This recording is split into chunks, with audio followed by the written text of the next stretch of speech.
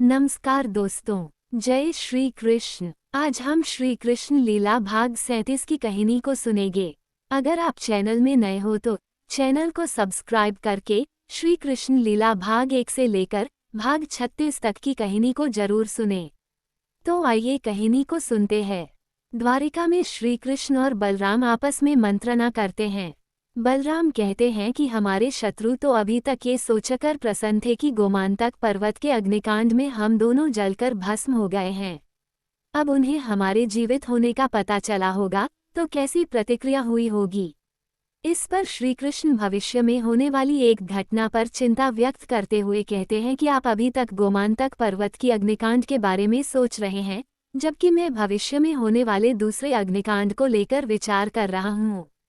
बलराम पूछते हैं कि क्या हमें एक और अग्निकांड से गुजरना है। श्री कृष्ण कहते हैं कि हमें नहीं, हमारे सखा अर्जुन को। वह शीघ्र ही अपने भ्राताओं के साथ एक भीषण अग्निकांड से गुजरने वाला है।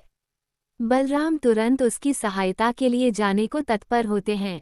श्री कृष्ण उन्हें रोकते हुए कहते हैं कि अभी धरती पर हमारे और उसके मिलन का समय नहीं आया है। वह ये भी कहते हैं कि इस अग्निकांड में अभी समय है और तब भी उन्हें बचाने के लिए हमें जाने की आवश्यकता नहीं पड़ेगी। बलराम इस बात पर नाराजगी व्यक्त करते हैं कि इस अवतार में श्री कृष्ण छोटे भाई हैं, फिर भी उन्हें हर बात खुलकर नहीं बताते हैं। उधर हस्तिनापुर में भीष्म धृतराष्ट्र से कहते हैं कि गुरुकुल से राजकुमारों के वापस आते ही युवराज की घोषणा कर दी जाए। इसके लिए धृतराष्ट्र राजसभा आहूत करते हैं। सबसे पहले शकुनी कहता है कि युधिष्ठिर और दुर्योधन के सभी गुण समान हैं। अंतर है तो केवल इतना कि एक वर्तमान राजा का पुत्र है तो दूसरा निवर्तमान राजा की संतान। इसके बाद शकुनी का संकेत पाकर कुछ सभासद खड़े होकर दुर्योधन को युवराज बनाने की मांग उठाते हैं। इस पर धृतराष्ट्र कहता है कि मैं अपने पूर्वजों की रीति का पालन करते हुए युवराज की घोषणा राज्यसभा के मत से नहीं, जनमत से करूंगा और हमारे गुप्तचरों की सूचनानुसार हस्तिनापुर की जनता का मत युधिष्ठिर के पक्ष में है। ये कहते हुए धृतराष्ट्र पांडुपुत्र युधिष्ठिर को युवराज घोषित करता है। कुंती इस समाचार पर प्रसन्न होती हैं और भगवान श्री कृष्ण का आभार व्यक्त करते हुए कहती हैं कि यह घोषणा प्रजा के दबाव में नहीं हुई है बल्कि श्री कृष्ण की इच्छा पर हुई है, क्योंकि वे ही पत्थर से अमृत निकाल सकते हैं। कुंती की प्रार्थना श्री कृष्ण के मानस में पहुंचती है, तभी नारद मुनि भी उनके समक्ष पहुंचते हैं और कहते हैं कि तीनों लोकों में आपकी नगरी की चर्चा हो रही है। श्री कृष्ण बताते हैं कि यह नगरी चर्चा के योग्य है, तभी मैंने इसे 4 धामों में से एक धाम और 7 मोक्षदायिनी पुरियों में से एक पुरी का दर्जा दिया है। इसके बाद श्री कृष्ण नारद मुनि से आने का प्रयोजन पूछते हैं। नारद कहते हैं कि इस संसार में हर प्राणी को अपनी वंशवृद्धि की कामना रहती है, अतएव आपको विवाह कर लेना चाहिए। श्री कृष्ण कहते हैं कि दाऊ भैया मुझसे बड़े हैं, मैं उनसे पहले कैसे विवाह कर सकता हूँ। तब नारद हंसते हुए कहते हैं कि बलराम जी के विवाह का प्रबंध तो स्वयं ब्रह्मा जी ने कर दिया है। आपकी होने वाली भाभी पृथ्वी लोक की ओर आ रही हैं, उनके स्वागत की तैयारी कीजिए।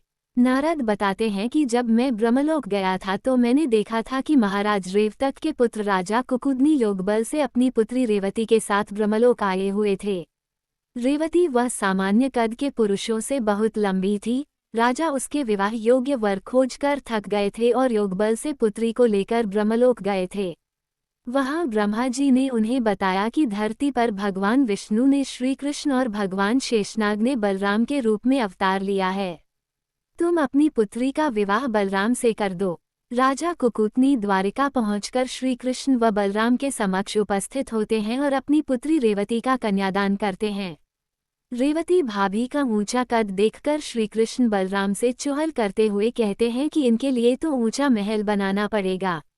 बलराम इसकी आवश्यकता से इनकार करते हैं और अपने हल्के स्पर्श से रेवती का कद द्वापर युग के प्राणियों की भांति सामान्य बना देते हैं। बलराम और रेवती के विवाह पर द्वारिका में मंगल गीतों के साथ उत्सव मनाया जाता है।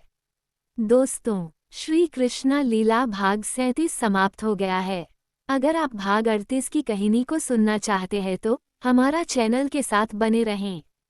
जय हिंद, जय श्री कृष्णा।